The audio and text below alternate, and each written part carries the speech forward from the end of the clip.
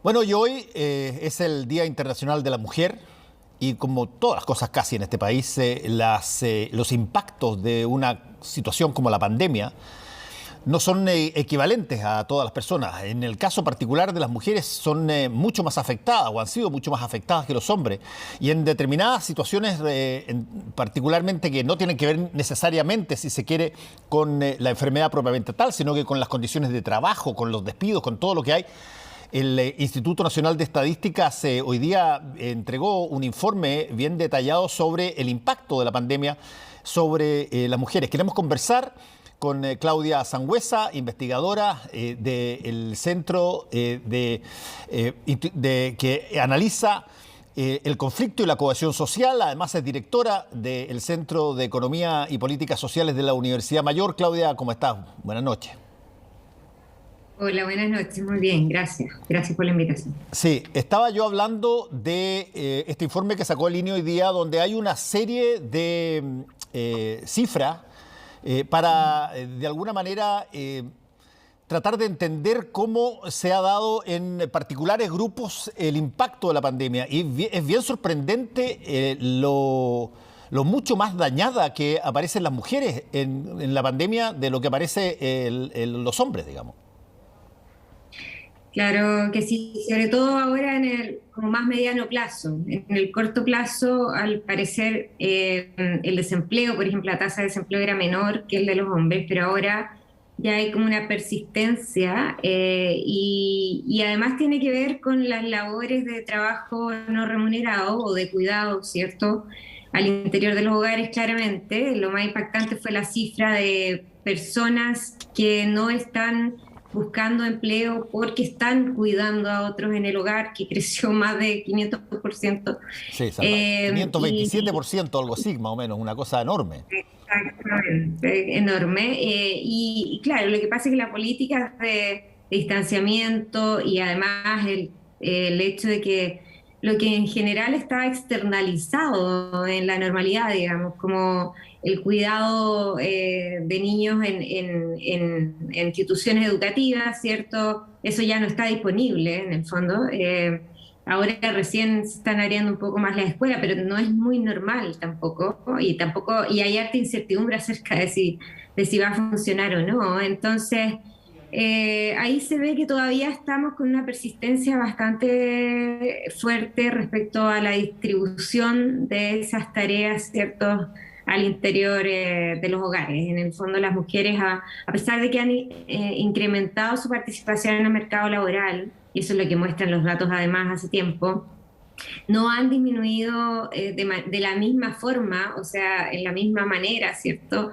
El tiempo dedicado a las tareas de cuidado y trabajo no remunerado en general.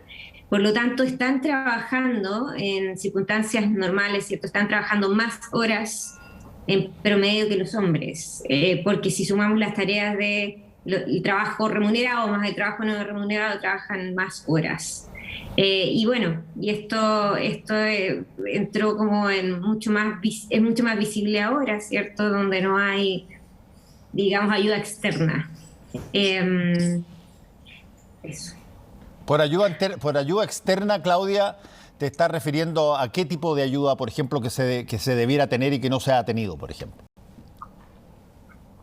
No, están las escuelas, los jardines infantiles, ese tipo de ayuda externa. Y en otras ocasiones también para otro sector de la población, ayuda doméstica externa que tampoco está normalizada, ¿cierto?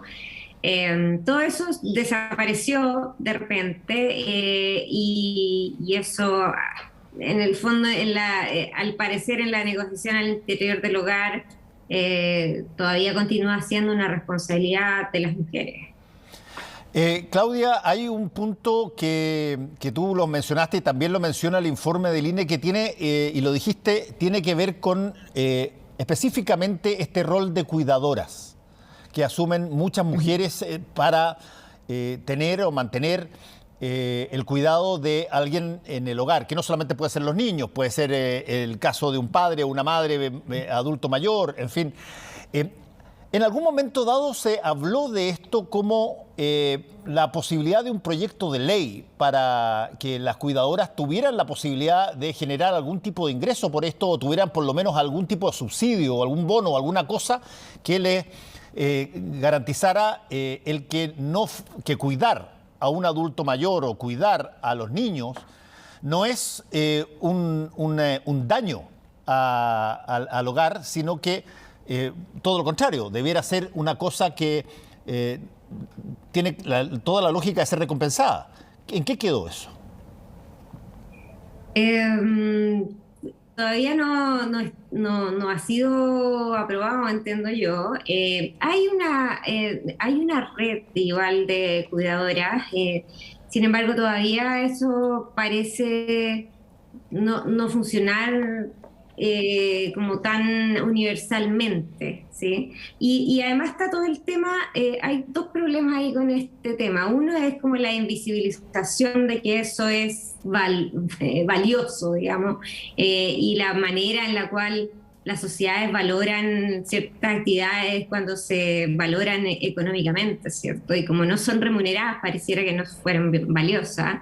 Entonces invisibilizan de las cuentas nacionales, de hecho. Y el otro problema que tiene que ver con el resto de las políticas sociales, o sea, hay efectos, el trabajo de cuidar a alguien, ya sea un niño, un enfermo, un adulto mayor, es un trabajo que podría afectar también la salud mental de las personas. Entonces, no solamente no es remunerado en muchas ocasiones, sino que además tiene efectos también externos negativos para quien cuida. Y también eso está invisibilizado. Y por último, en términos de políticas sociales, por ejemplo, en pensiones, ¿sí? Está completamente invisibilizado al final de los verdaderos impactos que tiene eso en la sociedad. Porque esas personas terminan no teniendo una densidad de cotizaciones. Cualquier persona que cuide, ¿cierto? Y no remuneradamente termina teniendo una laguna laboral que se supone no debería tener si realmente pudiéramos valorar ese trabajo. Ahora, Claudia, yo me recuerdo cuando la ministra del Trabajo mencionó por primera vez esta cifra de trabajo informal que dijo que ellos habían calculado que giraba en torno al 30% de los trabajadores eran informales. Te lo digo porque es una cosa que se ha conversado mucho durante la pandemia y en general es tener los datos lo más certeros posibles para poder, en función de ello, hacer algo al respecto. Como no se tenían datos respecto a la informalidad, no se podía llegar a las personas, no se sabía dónde estaban ni quiénes eran. En el caso, por ejemplo, de los cuidadores y las cuidadoras, que es otra cosa que tú dijiste que es más o menos invisibilizada culturalmente, ahí también tienes una deuda de cifras, de transparencia en términos de las situaciones. Lo mismo, me imagino, en pandemia, ¿cómo ha sido la relación, por ejemplo, en la situación de despidos en términos de hombres y mujeres? ¿Es algo parejo? ¿Se coge primero a una mujer antes de echar un hombre? Pero ¿cómo básicamente se tienen o no se tienen las cifras que pueden de alguna forma generar caminos de apoyo, de ayuda, de legislación para enfrentar ese problema? Sí. Bueno, ese era uno de los beneficios de tener un sistema nacional de cuidado. Significa también poder tener alguna especie de información de una actividad que es informal, digamos, pero es más que informal, es como no remunerada. Entonces, eso permitiría de alguna forma tener esa información. Lo otro que está pasando, ¿sí?, tiene que ver con los sectores que han sido más afectados también por la pandemia en términos de empleo, y son sectores que tienen una segregación ocupacional más alta en términos de mujeres. Son los sectores de servicios, ¿cierto? Y entonces ahí también hay un tema, ¿sí? Los sectores más afectados también van a ser actividades, o sea, son hoy día actividades donde hay alta participación laboral femenina. Ahora, en el largo plazo, una vez que esto mejore, ¿cierto? En términos de las políticas de distanciamiento y en las políticas de vacunación y retomemos un poco el ritmo, quizás haya también se vean algunas luces, ¿no? Por otra parte, también son las mujeres en los cargos de liderazgo las que han cumplido mejores labores en términos internacionales también. Entonces, hay una valorización, yo creo que va a haber una valorización positiva acerca de cuál es de qué mejor pueden cumplir un rol en tiempos de crisis. Estamos pasando por varias crisis hoy día. No solo la crisis sanitaria, está la crisis económica, está la crisis ecológica, cierto, medioambiental, climática, y está también la crisis social y política en Chile. Entonces, creo que ahí viene una cosa positiva y por eso las Naciones Unidas hoy día decía, mira, hace falta abrir las puertas para que las mujeres participen en cargos de poder y tomen decisiones, porque ya se ha visto hoy día en plena pandemia que toman mejores decisiones, todo lo más constante. ¿Cómo se nota eso en Chile, que las mujeres toman mejores decisiones en la situación de la pandemia? Para ponerlo tal cual como lo pusiste tú. No lo había escuchado antes, pero lo había escuchado respecto de los liderazgos internacionales, lo que se hace en Nueva Zelanda, lo que se hace en algunos otros lugares, pero no lo había escuchado respecto de la toma de decisiones en Chile en situación de la pandemia. Me encantaría entender, a ver, cómo funciona esa lógica. Sí, esa lógica yo estaba hablando más bien de lo que se ve internacionalmente, ¿no? En cargos de poder, los países que lo han hecho mejor en términos de enfrentar los contagios, las pandemias, las muertes, han sido países que también eligen ese tipo de liderazgo, ¿sí? Ahora, hay todo un debate acerca de si es el tipo de liderazgo efectivamente el hecho de ser mujer. Son países que valoran también un liderazgo un poco más colaborativo. En el caso de Chile es importante también lo que ha hecho el Colmet, ¿cierto? Isquia, Siches en su minuto, ¿sí?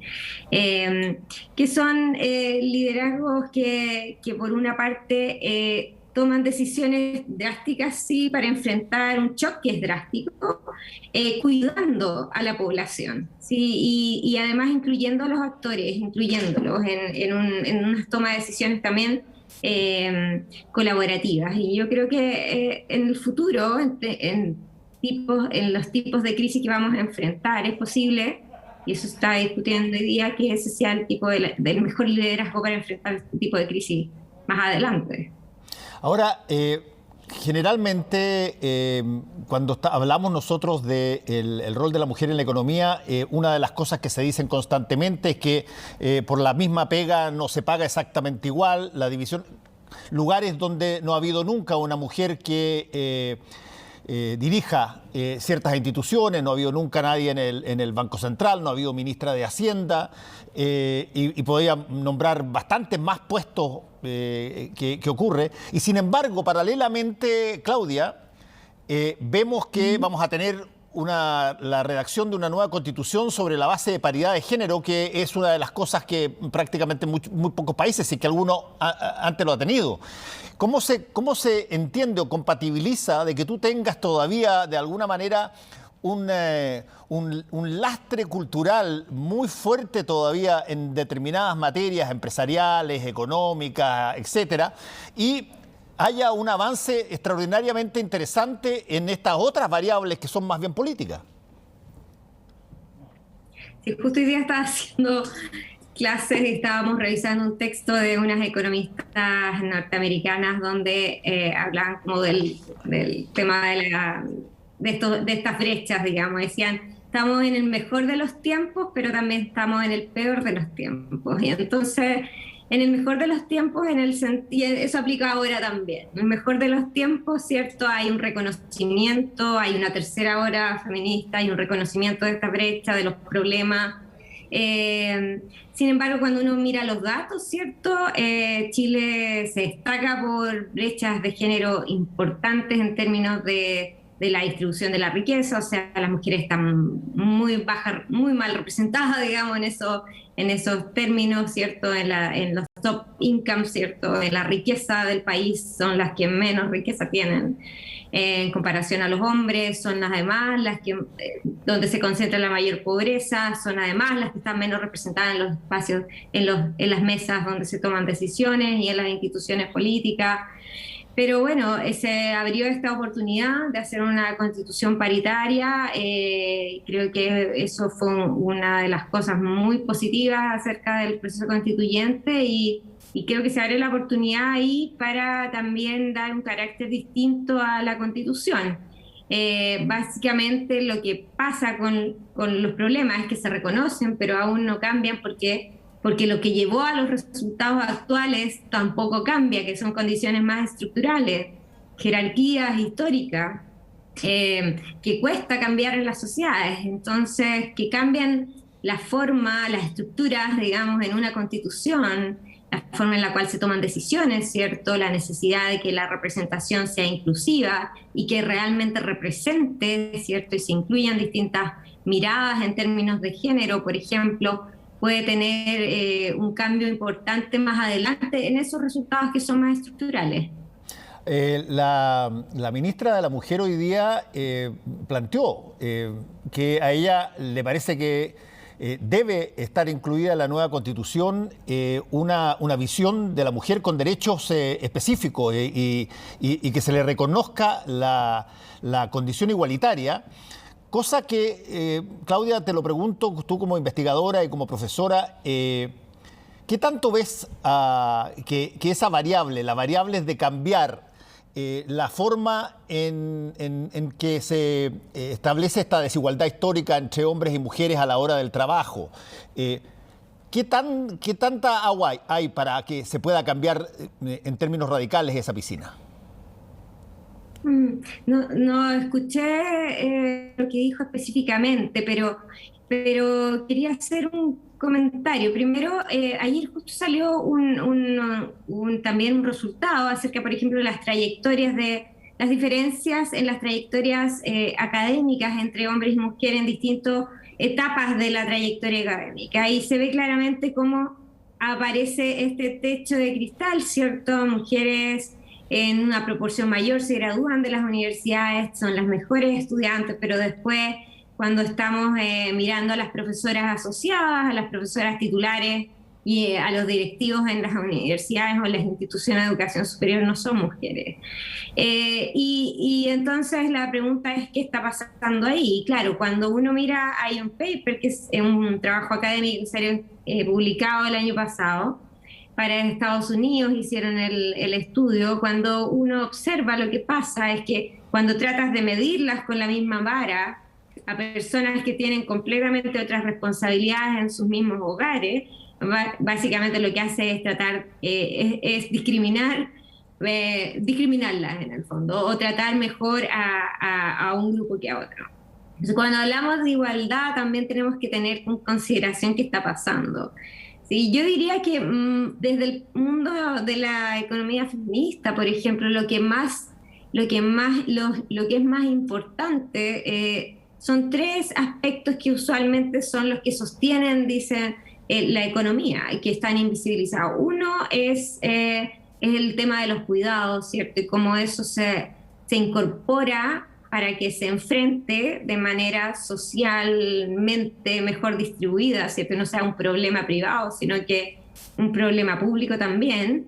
Lo segundo es la relación que tiene el individuo con sus comunidades. Y entonces ahí viene todo un ámbito en la Constitución que es importante, que es cómo vamos a fortalecer también las comunidades, cómo vamos a tener una mirada del país que tiene que ver con esas comunidades.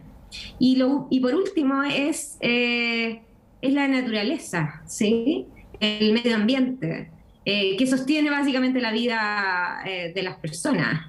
y si no tenemos un cuidado específico, si no somos conscientes de cuánto desechamos en la medida en que producimos las actividades económicas y cómo eso afecta también la sostenibilidad de la vida, tampoco entonces tenemos mucho futuro. Entonces, mucho más que igualdad de salario a igualdad de cargo.